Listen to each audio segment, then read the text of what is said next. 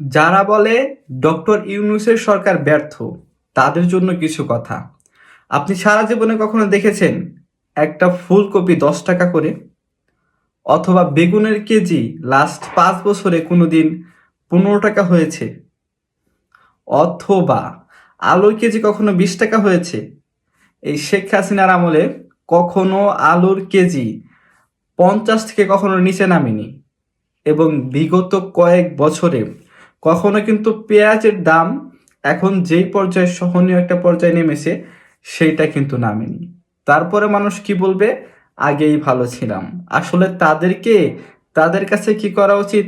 ওই যে আগে যে দামগুলা ছিল, 400 টাকা কেজি পেঁয়াজ, 300 টাকা কেজি মরিচ, সেই দামে তাদেরকে ফিরিয়ে নেওয়া উচিত এবং তাদের বলা উচিত, তোমরা যেহেতু বলো তোমরা আগেই বা ভালো ছিলা, তো তোমাদের জন্য সেই আগের দামটাই রাখা উচিত।